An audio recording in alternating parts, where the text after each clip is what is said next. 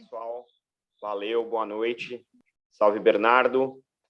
Obrigado aí pelo convite, pessoal da LabData. Eu, como ex-aluno da FIA, sempre fico muito honrado de poder contribuir, né, e com essa discussão. Então, vamos começar aqui. Vamos começar, a gente se apresenta rapidinho e já pula para os tópicos, né? A ideia é falar um pouquinho sobre blockchain, mas também falar sobre dados, né? Falar sobre análise de dados, que são os dados armazenados nas blockchains e os vários tipos de uso que a gente já consegue conceber e desenvolver usando essa infraestrutura descentralizada. Então, vou apresentar primeiro, depois eu passo a bola para você, Bernardo, e a gente toca. Meu nome é Maurício Magaldi, eu tenho 20 e poucos anos aí de carreira, desenvolvida basicamente no setor financeiro.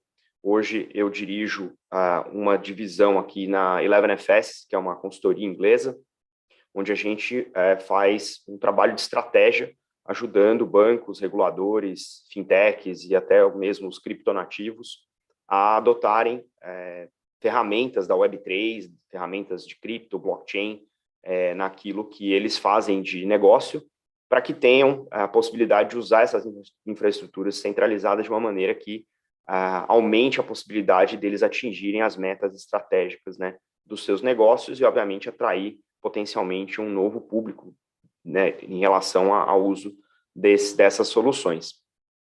Eu também tenho a responsabilidade de tocar o Blockchain Insider, que é o podcast de cripto da 11FS. Tenho feito isso já tem um mês, eu estou há 6 meses na 11FS, e eu tenho um podcast em português chamado Block Drops, que fala sobre os principais casos de uso de negócio todas as semanas, sem parar, desde 2019.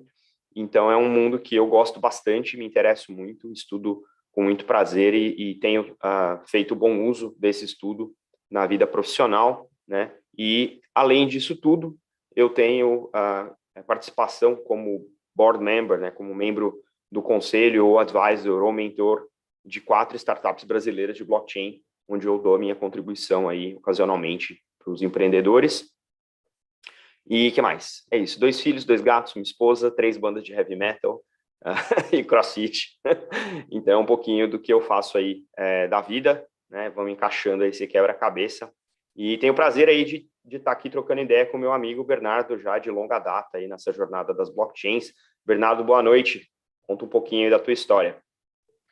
Boa noite, Maurício. Boa noite, pessoal. Aliás, agradeço também a FIA aí o convite aí também está apresentando com o Maurício. A gente já se conhece há longas datas aí.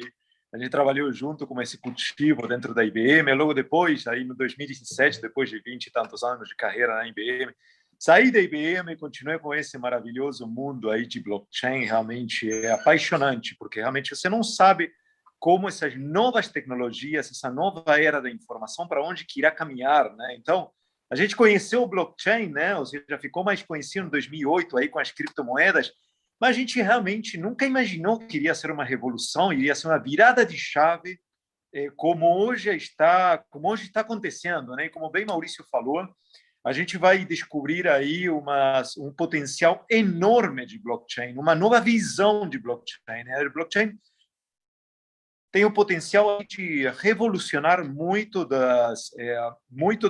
até das organizações, da forma de vida, da forma das finanças, da forma que a gente transaciona, da forma que nós compramos, o que consideramos de valor e de qualidade, mas também da forma que as empresas em si, os negócios em si se relacionam, né? Então, quem iria pensar realmente que aquele personagem romântica como Satoshi Nakamoto venham realmente a trazer uma tecnologia, uma tendência, né, de sociedade como está sendo esta tecnologia maravilhosa, né? Então, aí também, um pouquinho também, trabalhei vários anos dentro da IBM, sempre me especializei em termos de arquiteturas de gestão de informação, né? E, obviamente, é orgânico também, quem se dedica à gestão de informação, trabalhar com arquiteturas distribuídas, dados distribuídos. E que isso que o blockchain é, né? Então, hoje, a gente vai desvendar um pouquinho o que é o blockchain, vamos entender o que são as DAOs, né? Que agora está todo mundo começando a falar, o que são essas Decentralized Autonomous Organization, o que são o conceito de organizações descentralizadas.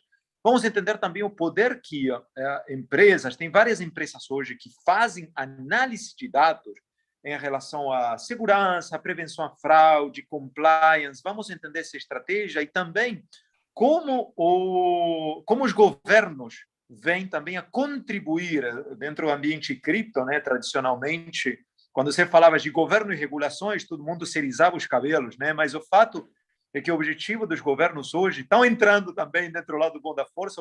A ideia é ambos entrarem do lado bom da força, né? Tanto a galera do cripto, né, que anteriormente era muito mal vista, mas também os governos também fazendo essa regulação orgânica em prol da transparência, em prol da comercialização, em prol também do livre mercado. Então, a gente vai entender também um pouquinho do que esses projetos a nível worldwide, do que é o Central Bank Digital Currency e qual a agenda que o CBDC, né, a nível mundial, isso não somente é uma tendência no Brasil, mas é a nível worldwide, e entendermos também, para concluir, o potencial dos utility tokens. Então, o que estou fazendo hoje? Depois que eu saí da IBM, depois desses anos de serviço, aí também comecei com uma startup, naquele momento eu tinha sido uma das primeiras startups aí até a nível de América Latina, de tudo que é a parte de blockchains permissionados, né? Logo depois também, como o Maurício, hoje fazemos várias coisas, virei empresário, né? Ou seja, comecei empresário, agora sou multi-empresário também, porque sou também o CTO de algumas startups que têm um potencial. E o que é interessante, né? Como o nascimento de startups, a Maestro, né? Que é uma startup que também, principalmente focada em IBM, né? O objetivo também é entrar e gerar essas novas economias, ou seja, as startups não só vêm com o modelo de negócio, mas vêm com essas economias embutidas, com esse valor agregado econômico.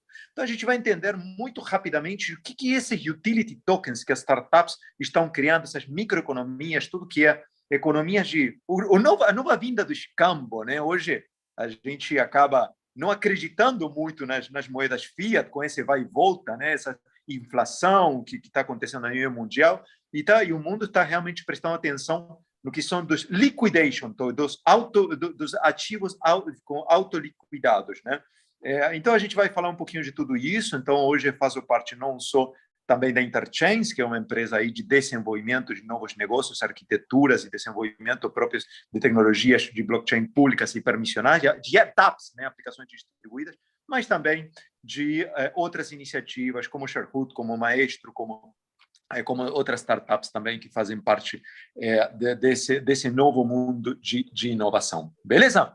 Boa. Então, obrigado, Maurício. Por favor, te passo a palavra. Vamos aí. Bom, vamos começar do começo, né? O que é blockchain? Blockchain a gente costuma definir como uma base de dados, né, distribuída, descentralizada, replicada entre os diversos computadores, né, que fazem parte dessa rede, que rodam usando o mesmo software. Esse software ele é responsável por garantir que as informações são todas iguais, né, que são replicadas de maneira adequada, e a cada entrada de novos dados, ou seja, a cada nova transação, você não tem update, você só tem não atualiza o dado, você só agrega, né, você vai appendando, né, colocando mais dados em sequência, e essa sequência de dados, esses dados são escritos de bloco a bloco, daí o nome blockchain, em cadeia, né, e quando eles são escritos, eles são criptografados, e existe uma certa matemática, né, um algoritmo, que a gente chama de algoritmo de consenso, que acaba gerando dados, que são subprodutos desse cálculo, que são os hashes. Esses hashes são utilizados também como entrada no próximo bloco, ou seja, você acaba encadeando através dos dados, né, os próprios dados que são inscritos na blockchain. Tem várias blockchains hoje, a gente, né, o Bernardo citou aí Satoshi Nakamoto, que foi a entidade, a gente chama de entidade porque não é exatamente, a gente não sabe se é uma pessoa, um grupo de pessoas, uma mulher, né, um homem, se era um acadêmico, se era realmente um cypherpunk, né? E ele escreveu o white paper do blockchain, do Bitcoin, depois, junto com alguns desenvolvedores, que a gente chama de core developers, né, os desenvolvedores da fundação, né, dessa blockchain, implementou isso, né, em 2009, e depois que invenção foi para o ar, ele desapareceu sem deixar rastro. Então, esse é o que gera o mistério, né, essa aura do Bitcoin.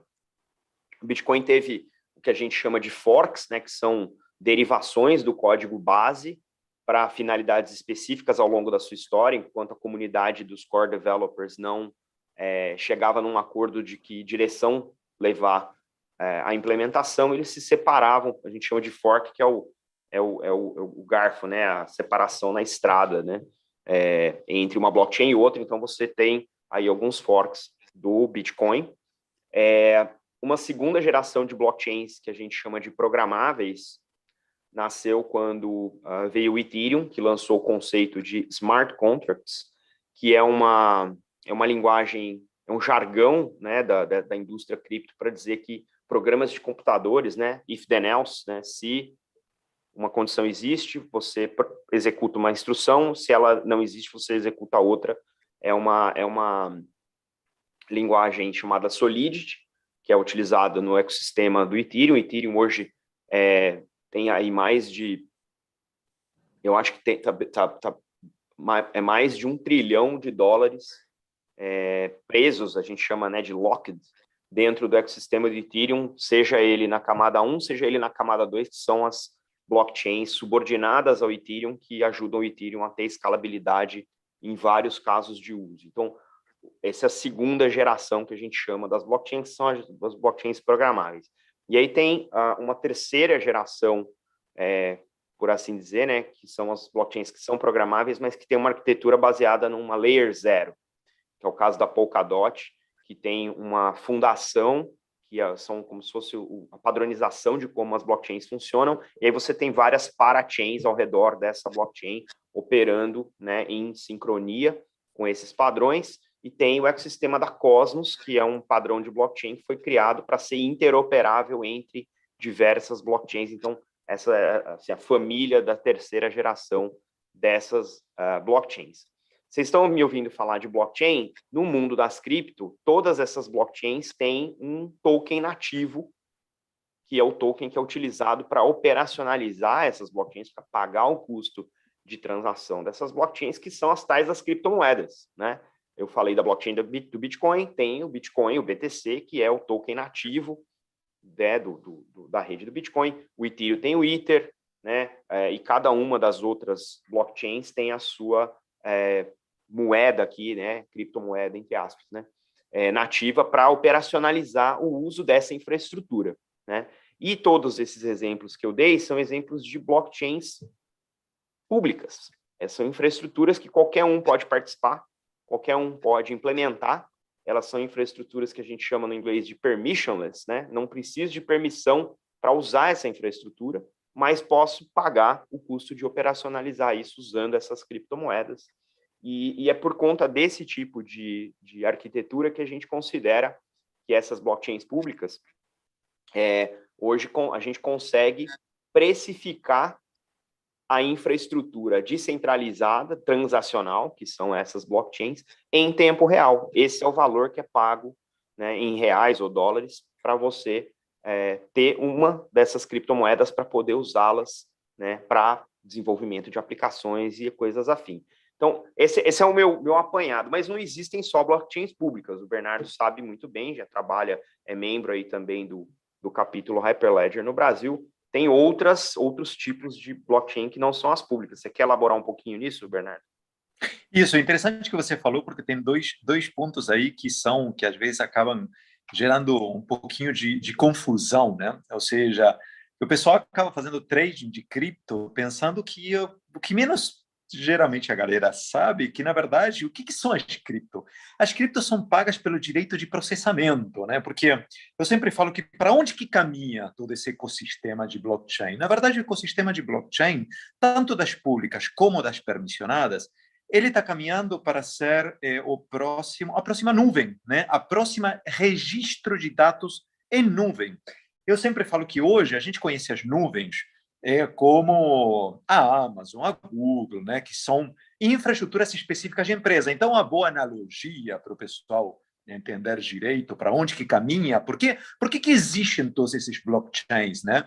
Então, basicamente, imagina como se você está se hospedando, você vai viajar, você precisa se hospedar em algum lugar. E aí você escolhe um hotel de uma cadeia conhecida, Hilton ou Marriott, e aí você, mesma coisa, o teu dato se hospeda em uma Amazon, Agora, imagina agora que agora você também tem o Airbnb, que também oferece um serviço excelente, de qualquer tipo de nível que você precisar, com qualquer tipo de urgência que você precisar, e em qualquer lugar, e uma rede mundial, onde você tem desde as pessoas oferecendo suas casas, mas também empresas oferecendo suas casas, né? Então, isso que é o blockchain, é um serviço de hospedagem de informação que ainda vem a trazer. E como que eu vou pagar com isso? Imagina que o Airbnb emite uma moeda. Então, o que a gente está comercializando, gente, são moedas de Airbnb, que o processo o direito de processamento para armazenar nossa informação de maneira interrelacionada. E uma coisa importante é que, outra coisa interessante, como você comentou, né, é que sempre me perguntam, cara, puxa, quando você faz uma arquitetura e você está tomando uma decisão de arquitetura sobre qual blockchain você vai usar, o pessoal pergunta, cara, mas qual vai ser a que vai ficar? Na verdade, esse Layer 3, essa terceira geração de blockchains, vem a garantir, pessoal, que não vai ter uma que vai ganhar, uma que... Na verdade, ela vai se conectar, vai ser uma rede interconectada de blockchains. Projetos como Cosmos, projetos como Rune, que é a Torchain, projetos que eles vêm a fazer essa conciliação, né?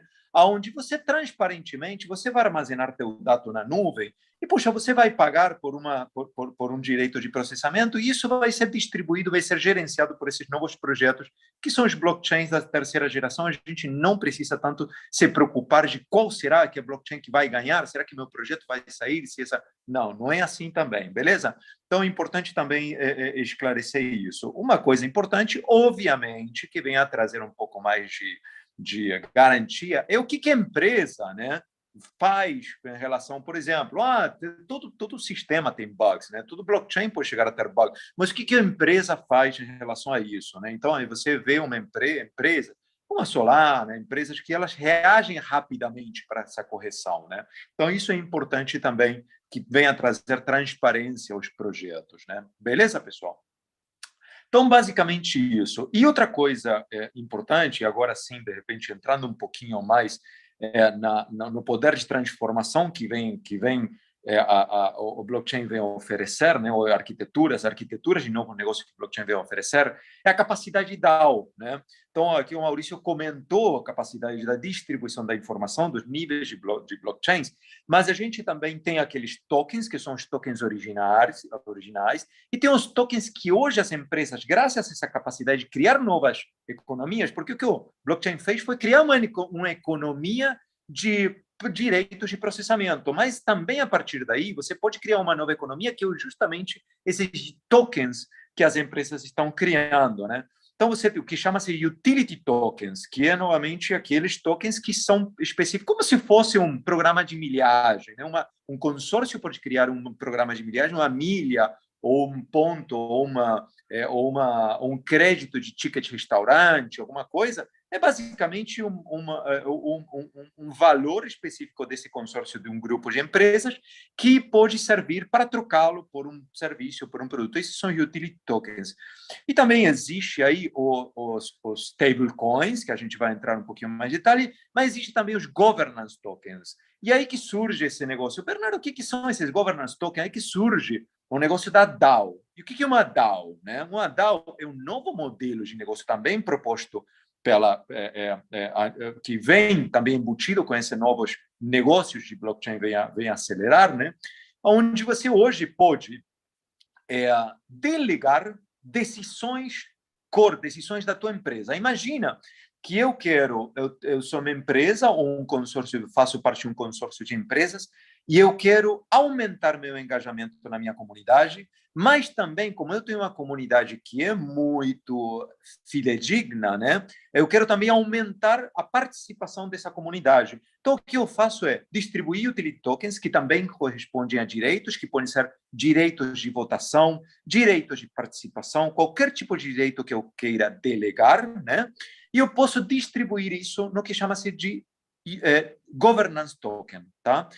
Qual a diferença entre um governance token e um token convencional? Basicamente, que esse token de governança representa como se fosse uma ação preferencial, representa um direito que você pode colocar em um grupo de pessoas, em um grupo de organizações, para elas votarem ou para elas terem algum tipo de participação sobre algum evento que você, como empresa, você como pessoa ou você como entidade, emite, e você precisa dessa decisão, dessa votação, desse consenso. Porque agora o governance token, o que ele faz é o que os blockchain fazem sistemicamente mediante um consenso. Você pode criar mediante um token e gerar uma estrutura de consenso, uma estrutura consensual, né? Onde aquele portador desse token ele tem um direito, ou seja, de votação frente a alguma coisa. Então, você está criando uma nova, olha que interessante, você está criando uma nova camada de consenso, agora descolada especificamente a tecnologia, mais relacionada com o modelo de negócio. E aí que vem o conceito da DAO, que é a organização descentralizada, né? Então, hoje as empresas como Cure, empresas como MakerDAO, empresas como Uniswap, que são todas empresas hoje que operam fortemente dentro do ecossistema de blockchain, elas já são DAO, ou seja, a comunidade, quando elas enviam um roadmap de para onde que a companhia vai, para onde que o produto vai, o que fazemos com certa decisão também de negócio correspondente a esse ecossistema. As pessoas que fazem parte desse ecossistema podem votar, né? Então, é isso que surge de uma arquitetura de uma DAO. Isso é muito legal, porque uma mudança de operação é uma delegação de decisões, muitas vezes críticas da companhia, e o que está vindo também. Então, é super importante, pessoal, vocês também se familiarizarem também com esse conceito de DAO e entender esse conceito, porque é um conceito de gestão distribuída de companhias e, obviamente, de entidades, beleza? Boa. Eu vou fazer uma ponte em relação a isso que você falou, no tema nosso, que é o On-Chain Analytics, né? Que é como é que eu faço análise de dados da blockchain. E o caso das DAOs é um caso bastante interessante para explorar nesse sentido, né? Uma das coisas que as organizações centralizadas têm feito é usar a atividade dos membros na blockchain. Então, eu olho a sua carteira, você tem um token de governança, ou X tokens de governança, e eu vejo o que você fez. Se você usou a plataforma, se você fez uma trade, se você fez um swap, se você fez um staking, e eu consigo medir através dessa atividade, porque os dados na blockchain são públicos, e eu tenho o seu endereço de carteira, porque eu sei que o token de governança está no seu endereço de carteira, eu consigo ver a sua atividade on-chain e eu consigo atribuir um valor de contribuição seu à comunidade. E o que está acontecendo nas DAOs mais sofisticadas é que, ao invés de você atribuir um token, um voto, ou uma carteira, um voto, isso pode gerar uma questão de concentração de poder, né? Se eu tenho poder aquisitivo, eu vou lá e compro 50% mais um de todos os tokens de governança existentes, eu vou lá e voto.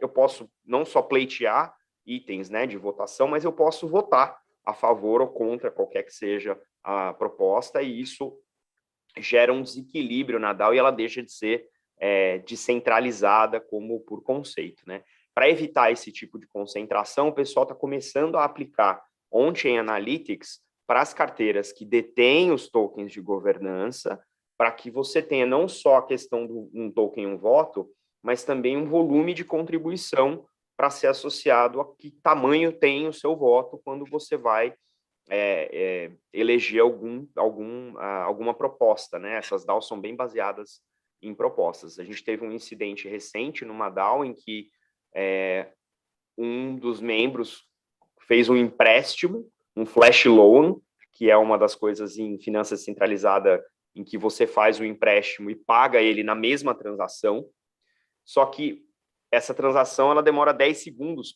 até 10 minutos, dependendo da blockchain, para acontecer. Então, você consegue tomar um empréstimo, fazer uma série de operações no mesmo bloco e pagar o empréstimo no mesmo bloco. Esse é o conceito do flash loan. E ele fez esse flash loan, comprou 50% mais um dos tokens de governança de uma DAO, votou numa proposta para fazer um takeover da tesouraria, esvaziou a tesouraria, vendeu os tokens de governança e pagou o empréstimo na mesma transação. Isso tudo é dado que está registrado na blockchain e é passível de análise, né? Então, esses são alguns dos exemplos aí de quão poderoso o dado numa base descentralizada pública, como são as blockchains, quando bem utilizado e bem analisado, gera oportunidades bastante interessantes. E aí vou pular para o próximo assunto nosso, que é quem é que está fazendo esse tipo de trabalho, né? Então, se você pegar hoje no mercado de blockchain, eu vou citar aqui uns nomes, vocês anotem aí, porque vale muito a pena pesquisar, e são empresas que têm feito não só um trabalho brilhante do ponto de vista do business deles, mas eles têm colocado muito relatório público na rua para a gente analisar, né, como é que o mercado está indo. A principal delas é a Chainalysis. Chainalysis é uma empresa que faz análise on-chain do Bitcoin e do Ethereum de maneira muito sólida. Tem feito, se não me engano, Solana, começou a fazer as análises em Solana também, que são blockchains diferentes, né? Você precisa de infraestrutura um pouco diferente para conseguir capturar e interpretar esses dados. Mas os relatórios da Chainalysis estão ficando cada vez mais bonitos, eles estão oferecendo ferramentas visuais agora para você lidar com os dados da blockchain, então já estão levando, né, os conceitos de visualização de dados para dentro da blockchain, e todos esses escândalos que a gente vê, as manchetes no jornal, porque o Terra Luna quebrou, tentou vender as bitcoins para manter, né, a paridade da stablecoin e não conseguiu. Eles fizeram toda a jornada de todos os bitcoins da Terra Luna, olhando tudo que foi feito carteira por carteira, para quem vendeu, de quem comprou, a quanto, e consegue reescrever essa história, obviamente, né, monitorar isso de maneira muito bacana. E a última notícia da Chainalysis é que eles criaram tem uma parceria com o governo dos Emirados Árabes Unidos para levar um centro de treinamento de on-chain analytics para o regulador, lá nos Emirados Árabes Unidos. Eu achei uma iniciativa muito bacana, a gente já fala um pouco disso. Outras empresas que têm feito trabalhos on-chain similares ou não, né, tem a Chainalysis, tem a Elliptic e a TRM Labs, que são duas empresas de prevenção à lavagem de dinheiro. A especialidade desses caras é saber se a Bitcoin que está na sua carteira passou por uma transação em uma carteira suspeita. É a especialidade desses caras. E para a gente adotar isso no mercado tradicional, né, que é todo regulado, tem regras, precisa ter AML, conhece seu cliente, tudo aquilo, né, PLD, né, conhece seu cliente, você precisa usar esses dados. E se você tem certeza de que uma carteira está comprometida e aquela Bitcoin ou aquela fração, né, aquele Satoshi, que é o centavo, né, é o centésimo de milésimo de uma Bitcoin, chama Satoshi. Então, esse Satoshi passou por uma carteira suspeita. Eles conseguem olhar na blockchain, os dados da blockchain do Bitcoin, e saber de onde veio, se aquela carteira está comprometida e tal. Então, eles conseguem impedir que você desove dinheiro de uma carteira suspeita. Não é o ideal, mas já é um primeiro uso, né, um caso de uso sólido para esse tipo de coisa.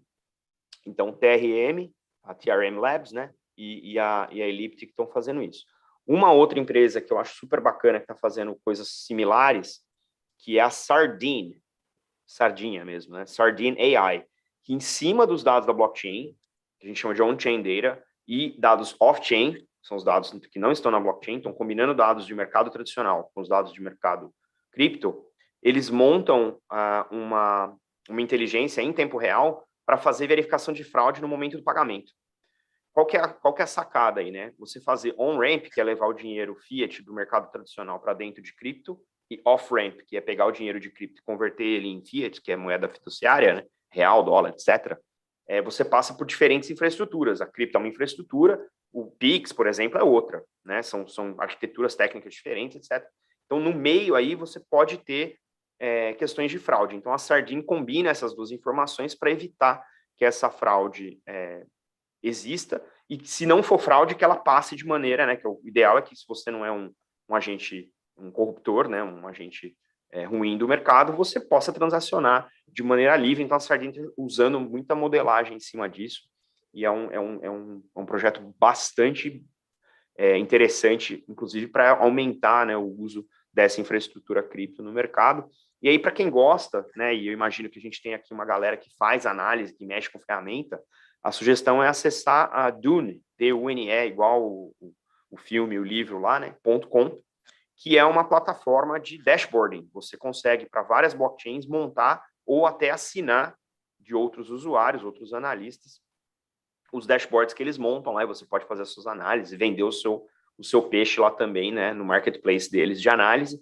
Neon, que é um modelo muito bacana, porque permite que, se você é craque nas análises, você tenha os seus seguidores e monetize o trabalho que você tem feito em cima da análise dos seus blockchains ali, né? Então, acho que tudo isso são empresas que estão abrindo, através do uso quase que seminal das blockchains, porque eles não conseguiriam existir se não fossem as blockchains, né? Esses mercados, esses negócios não existiriam sem as blockchains. Então, esses acho que são exemplos assim, mais emblemáticos, né? E que eu acho que indicam um caminho não só para as empresas, mas para os reguladores começarem a pensar em como eles podem ser mais eficientes em fazer o que eles fazem. Falei demais, vou passar a bola para você, Bernardo. O que você acha dessa doideira das empresas aí? Que mais você está vendo? Eu acho sensacional. Eu acho que também tem um grande poder em relação a analytics. Blockchain vem a trazer um grande poder para o mundo permissionado, né? Por quê? Porque o mundo permissionado, e que tem um pouquinho de diferença, né, em relação a casos de uso, até modelos de implementação do que o mundo das públicas, né? O mundo das permissionadas, elas têm alguns modelos de implementação um pouquinho característicos que são muito mais relacionados a B2B, né? Então, você tem modelos tanto de PPM, né? Ou seja, para conciliação contábil, conciliação financeira, liquidação de dívida entre organizações, né? Ou até insurance, né? Para seguros de coparticipação, né? Isso tudo dentro do modelo de Business Process Management, né, para eficientizar o processo e desintermediar o humano,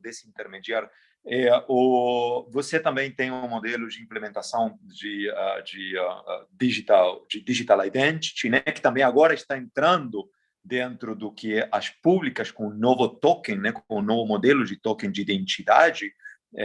Você tem um modelo de IoT, né? A gente tem criado várias redezinhas para gestão de IoTs também, e também dentro das públicas tem um modelo de execução financeira com IOTA para que seja liquidação financeira de máquina para máquina. Amanhã você possa pagar que o drone que vai levar a tua Coca-Cola possa pagar para dispensary, para dispensadora de máquinas de Coca-Cola pelo serviço de transporte. Então, você tem toda essa capacidade, né? Mas um dos modelos mais interessantes hoje, que dentro do mundo B2B se fala, é o modelo de supply chain, né? Onde você tem a rastreabilidade ativa. Então, pensem o que é interessante, porque dentro da blockchain, quando você conectou várias organizações, quando você dentro desse mundo ideal, mas que vai acontecer, às vezes demora um pouquinho, porque obviamente é muito pulverizado, né? Mas vai acontecer. Imagina você dentro de uma blockchain permissionada, com mais de uma organização transacionando uma saca de soja, e, aliás, você até criando um token de soja amarrado às operações da rastreabilidade dessa saca de soja, imagina a capacidade analítica que você tem sobre toda essa rede. Por quê? Porque você tem desde o produtor, desde a transportadora, desde a armazenagem, a certificadora, a outra transportadora que vai tirar do silo e vai levá-la para o embarcador. Tudo isso, imagina, tudo interamarrado e com todas as certificações e todos os certificados. Imagina, todo esse dado é um dado composto, porque esse dado que sai de um vai se adicionando passando de mão em mão entre participantes. A gente até criou várias cadeias de suprimento, né, várias caidinhas de suprimento, e é um dado que vai se enriquecendo. Mas você pode aplicar analytics sobre isso. Então, olha a visão que você tem do comércio de inadimplência, prevenção à fraude, de toda essa cadeia de eficiência operacional, de timing, de previsão com base no histórico. E quando você amarra uma moeda, vamos supor uma moeda da soja amarrada à produção de uma soja, um crédito de produção de uma soja. Então, você amarra uma moeda a uma saca de soja. Então, o ciclo econômico vai da mão com o avanço dessa saca de soja. Imagina a capacidade que você tem de fazer analytics econômica e de performance sobre essa cadeia de suprimento. Então, realmente, o poder analítico que hoje você pode fazer dentro desse ecossistema, tanto econômico como operacional de uma cadeia de suprimentos, é imensa. Mas existem hoje empresas, estão começando a surgir iniciativas, mas, obviamente, a Analytics depende um pouquinho da forma do dado e como esse dado é modelado dentro de uma permissionada é um pouquinho diferente, né? Então, como esse dado é armazenado, é tratado, é manipulado dentro desse consórcio, né? Até por isso que o implementador em si também ele vem a gente até acaba fazendo queries um pouco mais analíticas, uma vez que é implementado, a gente começa fazendo queries analíticas até para oferecer inteligência, né? A essa, não só oferecer a hashabilidade, mas você pode oferecer inteligência, até porque hoje os blockchains permissionados, eles já vêm com a base de dados, você pode gerar índices complexos, né? Então, esse tipo de analytics você consegue fazer, esse tipo de previsão você consegue fazer. Então, realmente, o poder de fogo que você tem com analytics e com blockchain é impressionante, né? E agora, de repente, a gente pode falar um pouquinho do que está vindo e como que você vê, Maurício, aí os reguladores, né? Como que a tua experiência em relação à regulação? O que precisa, né? Porque, novamente, é o lado que é super necessário para isto evoluir, né? Assim, eu comentei outro dia com um regulador, que eu não vou dizer quem é, mas eu não queria estar na pele dele. A conversa foi assim, eu não queria ser um regulador nesse momento. Porque pensa o seguinte, assim, de maneira bem simples, né? Até 2009, os reguladores tinham talvez 180 moedas no mundo para regular, né? Se você for no CoinMarketCap, que é um dos sites de monitoramento do mundo cripto, você vai ver que tem mais de 20 mil moedas ali. Então, a complexidade, cada um tem um caso de uso, cada moeda ali tem uma política monetária que está escrita num código que talvez eles nunca consigam entender, né? Mas o que é bacana dessas criptos é que elas estão em blockchains que registram todas as transações, né? O conceito de imutabilidade, de append only, etc., é um conceito que essas blockchains respeitam. Então, a minha provocação para os reguladores, e a gente está começando a ver isso, por exemplo, nesse exemplo que eu dei dos Emirados Árabes Unidos, que estão trazendo a Chainalysis para treinar o corpo de reguladores, né, os banqueiros centrais ali da região, para que eles consigam usar os dados que estão on-chain.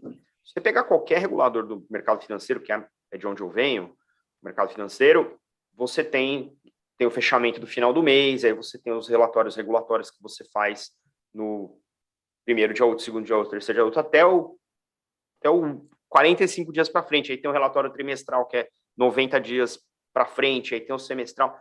Ou seja, você tem uma elasticidade de tempo entre o momento da coleta do dado, depois tem todo um enriquecimento, tem uma pancada de ajuste. Nenhum relatório vai para o regulador sem passar por um ajuste. Desconheço, né? E o regulador depois pega tudo de todo mundo, se ninguém atrasou, e aí começa a processar para ter insights e para ter... Pois isso é muito tempo. O que é bacana das blockchains públicas é que não é só que o dado está disponível e imutável, é que ele está disponível em tempo quase real. Que a partir do momento que a transação é consensada e você escreve o bloco, e aí você replica, é o tempo entre você processar o consenso, escrever o bloco e replicar. E aí você já tem o dado disponível na blockchain para quem quer utilizar em qualquer ponto de entrada, em qualquer nó dessa rede, né? Então, a minha provocação para os reguladores é: por que vocês não pulam para dentro do blockchain?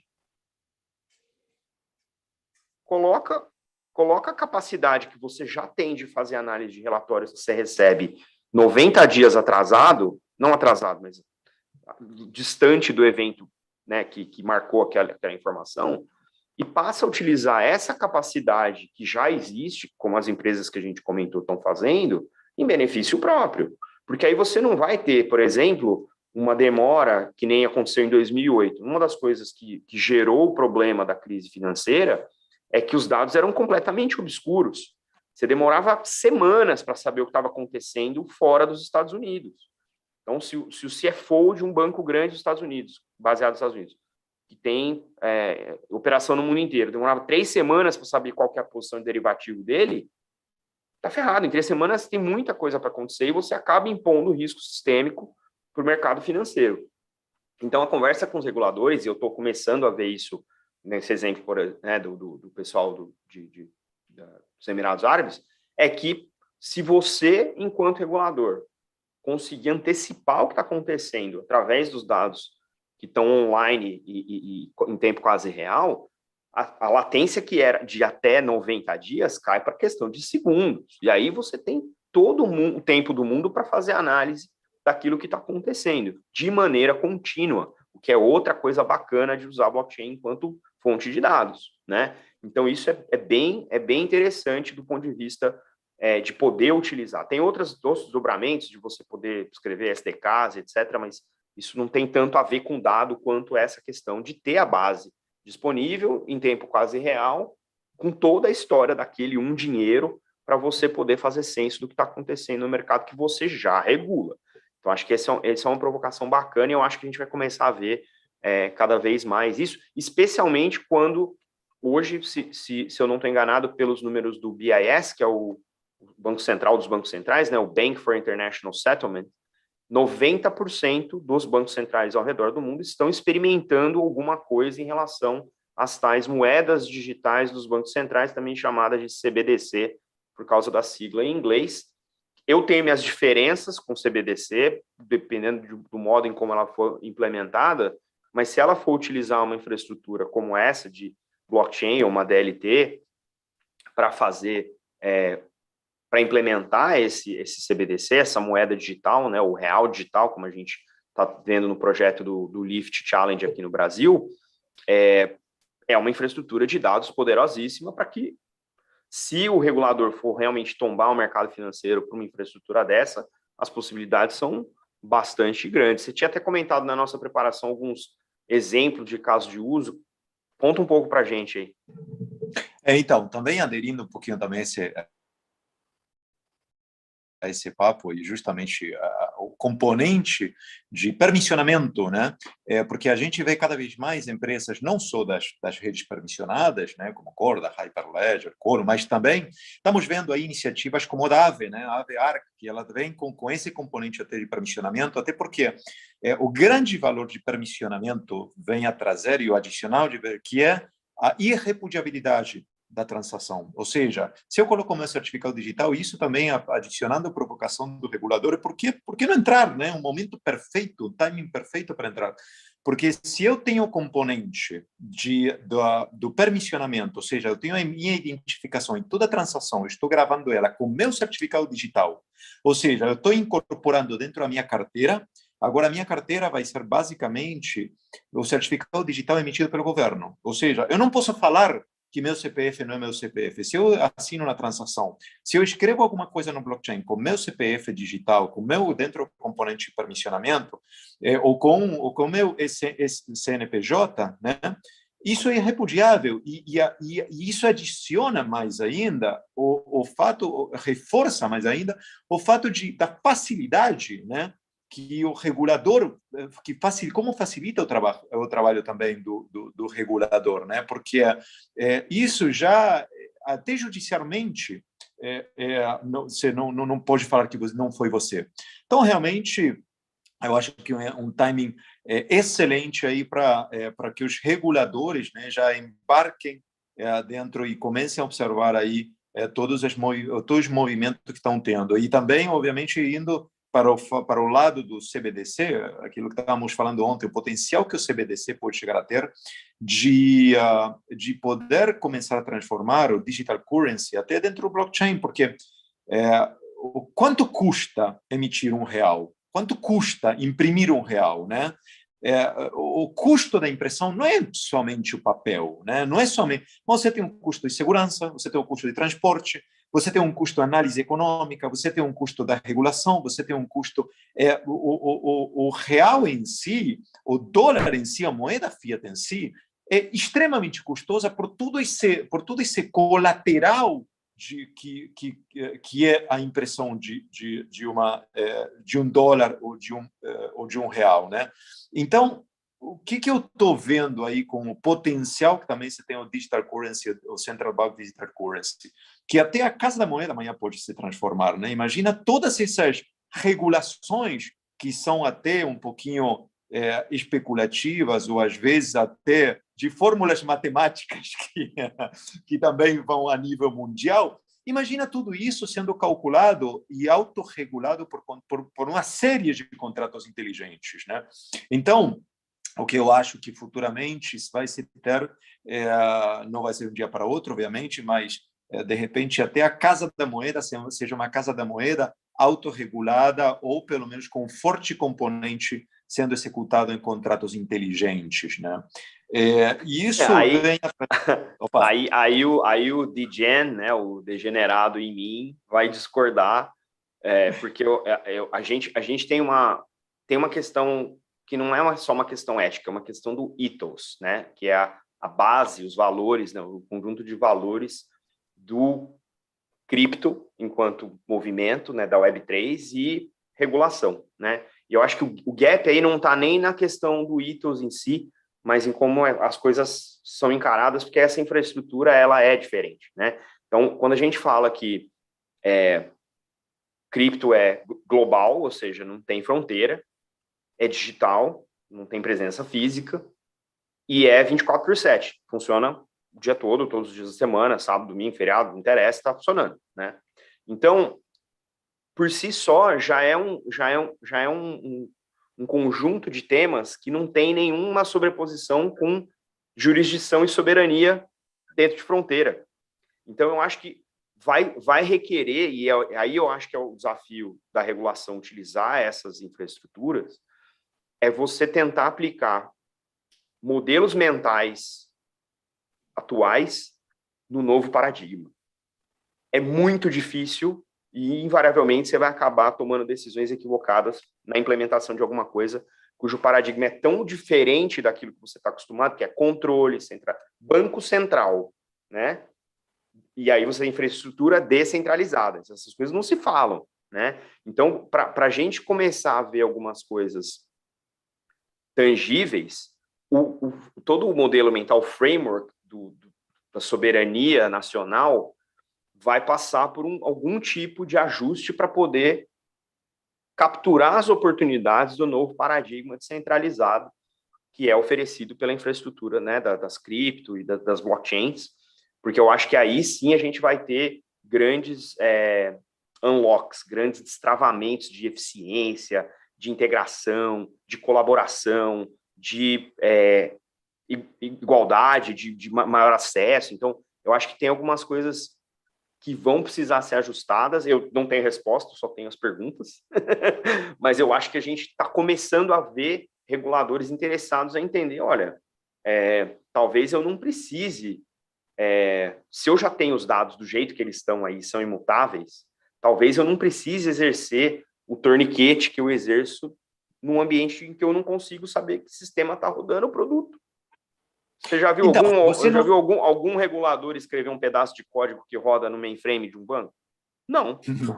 Em cripto você consegue fazer isso, porque é tudo permissionless, é tudo open source e é tudo composable. Você consegue compor com várias coisas ao mesmo tempo. Então, eu acho que o grau de oportunidade que existe para reguladores, já que os dados estão ali nessa infraestrutura descentralizada, é tão grande e está tão longe deles agarrarem com força isso, que eu tenho essas discussões, eu falo, gente, assim, cavalo, não tem um cavalo passando, tem uma, como é que é? Tem uma cavalgada passando selada na frente de vocês.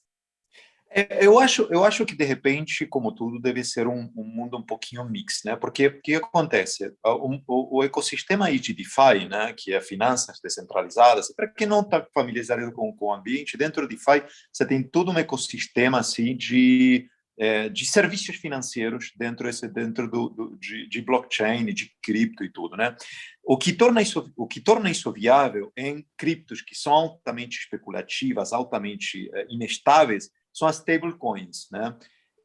E houve há uma grande necessidade, essa grande necessidade de estabilizar essas moedas, seja por um lapso determinado, mas estabilizar essa moeda para viabilizar operações de empréstimo, operações de insurance, operações de leverage, pagamento, exatamente. São as stablecoins, né?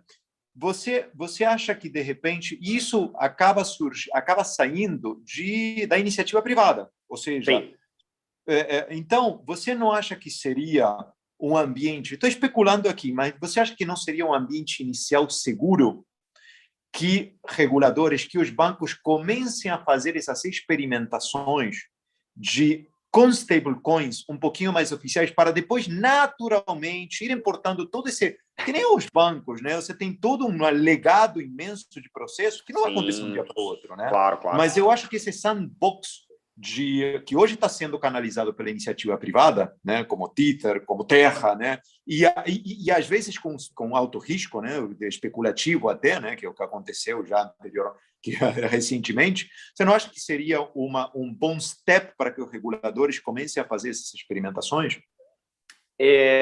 Tem uma empresa que eu acho que está tentando achar esse sweet spot aí, né? O happy medium entre ser completamente descentralizado do ponto de vista de infraestrutura, talvez não do ponto de vista de governança, né? Não é uma DAO, mas e estar dentro do compliance tradicional das finanças, que é a Circle. A Circle é um dos principais emissores de stablecoin, de dólar, tem peso mexicano, euro e libra esterlina. Então, eles têm 4 moedas que eles já emitem. E a stablecoin, o que é? A Circle tem depósitos, tem grana, dinheiro vivo. Para segurar. E para cada R$1, ou cada $1 daquela, né, que ele tem, ele emite $1 na blockchain. Então, eu tenho 100 euros, eu emito 100 euros na blockchain. Reserva. Né? Então, o tal do PEG, né, que é a paridade, que a gente chama, ele mantém por conta... Ele é mantida pela reserva. Então, você tem um agente central, que é, nesse caso, a Circle, que está emitindo, numa infraestrutura descentralizada, um dinheiro digital, um digital fiat, vamos dizer assim, né? Então, acho que essa é um papel, talvez, híbrido aí, mas o que eu acho bacana é que eles pediram uma licença de banco nos Estados Unidos. Porque a leitura do time da Circle, até onde eu li, é que para você ser um emissor de stablecoin nas principais jurisdições, que são esses países que eles já emitem, né? Unidade Europeia, Reino Unido, Estados Unidos e México, você vai ter um tipo de regulação muito parecido com o que é hoje o do banco, né? O que o banco tem quando você saca um dinheiro ou depositam na sua conta, né? É uma contrapartida com o Banco Central, com a Casa da Moeda, no caso, né? E você com o banco. Então, o seu depósito no banco é um ativo seu, mas é um passivo do banco com você, mesma coisa entre o banco e o Banco Central. Então, nessa dinâmica que hoje existe do ponto de vista monetário, eu não sou um economista, mas, enfim, tenho estudado um pouco dessa história do stablecoin, o que a gente vai ver é que os emissores sérios de stablecoin que querem migrar o pessoal das finanças tradicionais para as finanças centralizadas, muito provavelmente vai achar um mecanismo em que eles são entidades centralizadas, bem reguladas pelos reguladores tradicionais, mas se utilizam de infraestruturas públicas e descentralizadas para emitir as suas stablecoins. Se esse modelo é um modelo mais bacana ou melhor para o mundo do que uma CBDC, que talvez seja o Banco Central emitindo na blockchain o dinheiro que vai ser talvez usado pelo atacado, né, pelos bancos, ou pelo varejo, no caso de uma CBDC de varejo, onde o meu dinheiro não é mais contra o banco, é diretamente contra o Banco Central, eu não sei quais são os modelos que vão imperar. O que eu gosto mais do fato de ser uma infraestrutura pública é que não tem um dono. E aí você não fica sujeito aos sabores do dono. Você tem um emissor que tem um conjunto de regras que ele precisa cumprir, mas ele não vai tirar a paridade. Porque para ele não é interessante tirar a paridade, porque senão a stablecoin perde utilidade. No caso de um real emitido numa blockchain, o real tem um câmbio contra o dólar, e não é 1 para 1, e é volátil.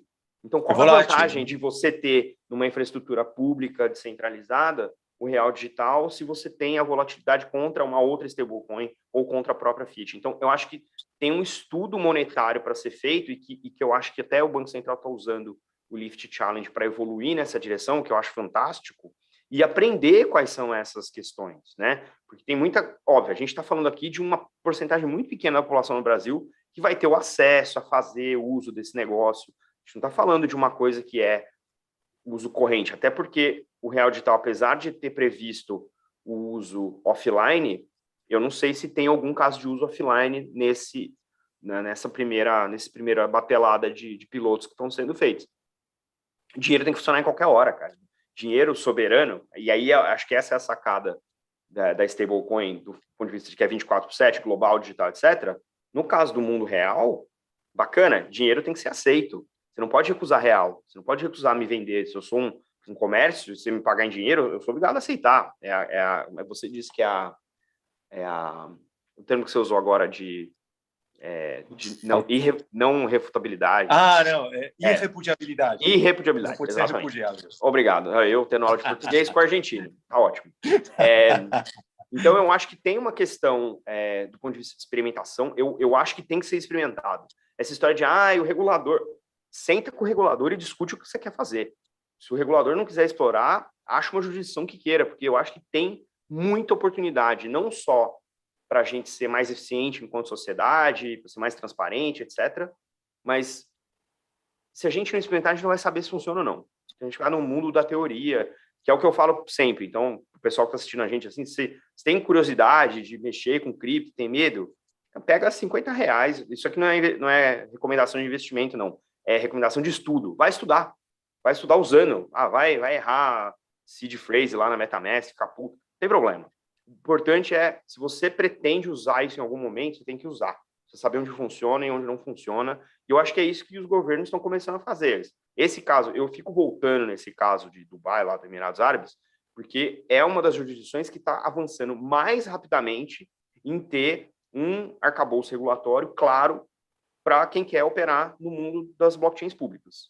Então, se você pegar nos últimos 4, 5 meses, toda semana tem um anúncio, ou de uma lei nova, ou de uma exchange grande, global, que agora tem certificado para operar local, ou de um fundo que lançou lá para fazer incentivo de investir em startups de blockchain. Então, é um mercado pujante, óbvio, tem muito petrodólar, então, óbvio, é mais simples, né? E não é exatamente uma democracia também, então as coisas resolvem mais no vamos fazer, e é isso aí, vai fazer. Mas eu acho que tem coisa que está sendo feita ali que pode sim inspirar outras jurisdições. Então, acho que essa é uma visão bacana do que a gente está vendo. E aí, quando você começa a integrar tudo que você falou de supply chain, onde você está rastreando ativos reais no mundo digital, você junta CBDC ou stablecoin on-chain, você tem dados suficiente para fazer lá o santo grau da logística, que é o barter digital, que são os ativos autoliquidantes. Então, eu te mando uma soja, você me manda um trator, não passa nem pelo real. Vai direto na blockchain, ele faz o netting, o que te sobrar de diferença, eu faço o complemento usando uma digital fiat. Então, isso aumento de eficiência no mundo, né, de entidades, né, de agentes físicos e financeiros, pode ser gigantesco. E antes só de eu acabar aqui, eu passo a bola para você rapidinho para a gente encerrar.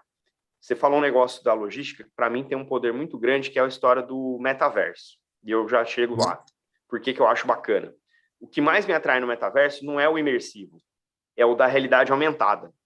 Porque como eu venho do mundo de banco, negócio, e eu não vejo tanta inovação do ponto de vista de ambientes imersivos. Para entretenimento, ok, mas para mundo real de negócio eu tenho dificuldade. Mas pensa num cenário em que o cara está com óculos, ele está operando um guindaste no porto, totalmente digitalizado, todos os containers têm IoT, estão integrados com a blockchain, e o cara vê, através da realidade aumentada, o que está dentro do container, que ordem que o cara tem que botar o container na pilha para ele carregar mais rápido o navio. E onde que está o navio, há quanto tempo. Então, você começa a dar informação para quem ainda tem que fazer uma operação, entre aspas, manual, totalmente enriquecida em tempo real, com dados validados por todo mundo que participa desse processo. O poder e a eficiência disso não tem limite. né? Então, a gente está começando a ver experimentações nessa direção, que eu acho maravilhoso. Realmente é impressionante, até porque imagina, né? Ou seja, cada um dentro da realidade aumentada, dentro do metaverso, pode ter uma visão diferente. Então, imagina alguém de o operador logístico pode chegar a ter uma visão de o que você tem lá dentro, como outro pode chegar a ter a visão de como organizar melhor as caixas, mas de repente a seguradora ela pode chegar a ter até ver qual é o valor efetivo dessa carga, né? E efetivamente, se cada container, qual o valor assegurado de cada container, né? Então, dentro desse mundo, dentro dos digital twins, né, você consegue ter uma visão que cada um possa chegar a ter uma visão do mesmo asset, uma visão totalmente diferente, né? Então, o mundo do metaverso também eu acho interessantíssimo. E também eu acho que a gente abordou também, desde os tokens de governança, analytics, um pouquinho dos tokens das stablecoins e o potencial dos reguladores e os bancos centrais. E, por último, também você tem os utility tokens, né, que é aquilo que estava comentando rapidamente no começo, que os tokens lastrados em commodities, uma coisa que está vindo muito fortemente, os ativos ambientais, né? Então, um utility token, uma nova economia onde você pode liquidar teu token, seja por um tênis, seja pelo ativo adjacente, ou também liquidá-lo por emissões, né? Então, eu acredito que vai vir microeconomias onde vai ter várias pessoas e vai ter várias lojas que vão aceitar diferentes moedas, né? Isso já aconteceu. Por exemplo, na Argentina, em 2001, a gente tinha 45 moedas. Teve um ano que a gente teve 45 moedas e eram aceitas aproximadamente 12, né, na rua, né? Você tinha desde o bônus, o dólar, o peso velho. Então, mas esse tipo de aceitação de moedas, né? A gente já está acostumado, né? Ou seja, então eu acho que isso vem evoluir o pessoal e eu acho que para concluir o timing é perfeito porque o pessoal isso é um mundo que a rapaziada de 20 a 30, aliás, de 15 a 30 anos, eles já estão acostumados. Nós que temos os cabelinhos mais brancos, que às vezes para a gente é um pouco difícil, mas a galera que vem, né, a galera dos 20, os 30, Ativos gente, digitais. já estão crypto native. E daqui a poucos anos, do mesmo jeito que você não pede mais Há quanto tempo que nasceu o Uber? 5 anos? Anteriormente, você levantava o dedo para pedir o táxi em 5 anos, você esqueceu praticamente o táxi. Você pega o Uber e sai da tua casa e sobe no carro. Um carro de um estranho que anteriormente, nossa, vou subir. Então, a velocidade, a mudança é impressionante e até por isso eu acho super importante que todo mundo fique ligado com essas novas notícias, esses podcasts, né, que também você está promovendo. Muito bom, muito bom. Bacana. Cara, como é que as pessoas te seguem aí nas redes para acompanhar teu trabalho? Qual que é a tua rede favorita aí? Conta aí. Então, minha rede é Bernardo, no LinkedIn, principalmente, né? Bernardo de Souza Madeira, né? Aliás, eu tenho aí, estou no celular, não dá para escrever. Tá na telinha aqui. Isso, exatamente. Aí na telinha, a melhor rede hoje, e depois aí também vou colocar aí também referenciando este evento, as outras redes, tanto no Facebook, que é a Interchains, né? Então, como comentei, também uma empresa também a qual sou parte, que é a Maestro, então convido aí vocês também que é outra das empresas que está saindo como Crypto Native, surgindo com o Utility Token, principalmente uma empresa também um pouquinho diferente, mas é Account-Based Marketing, aquilo que o pessoal de vendas dentro de uma grande empresa, às vezes precisa para toda essa gestão, então também estamos saindo com um token justamente para liquidação de subscrição e tudo isso, mas é novamente esse novo mundo das startups que está já surgindo, vindo com produto e vindo com a economia embutida, né? Então, eu quero convidar também vocês a me acompanharem aí também no Facebook, no Instagram como Interchains, né? E no LinkedIn, no meu nome, e também relacionado a Interchains aí no perfil do LinkedIn. Beleza? Bacana. Obrigado, Bernardo. Bom, Eu estou no Twitter como BlockDropsPod, que é o meu podcast em português. Vocês também podem me acompanhar em 0xMaurício, que é a minha conta dos meus conteúdos em inglês. E eu estou sempre no LinkedIn, Maurício Magaldi, pode me achar lá e avisa que você me viu aqui no LabData com o Bernardo, que a gente troca ideia por lá também. Eu estou sempre compartilhando coisas bacanas de tudo que eu estudo e recebo, então é bom poder interagir e trocar ideia também. E a gente encerra por aqui agradecendo novamente a professora Alessandra, time da LabData, pelo convite, pela oportunidade de falar com vocês sobre esse mundo das coisas descentralizadas que também tem dado pra caramba e pode ajudar a gente a ser uma sociedade um pouquinho melhor, distribuindo. Aí outra coisa interessante, eu escrevo muito aí no blog também da Interchain, www.interchains.net/blog. Então eu escrevo bastante notas aí também, porque aqui aí, são... então também pode me seguir aí as publicações. Mais conhecimento aí para a galera. Exatamente. É isso. Obrigado então aí, Adriana e o time da produção. A gente encerra por aqui. Boa noite. Um abraço. Obrigado, gente. Abraço.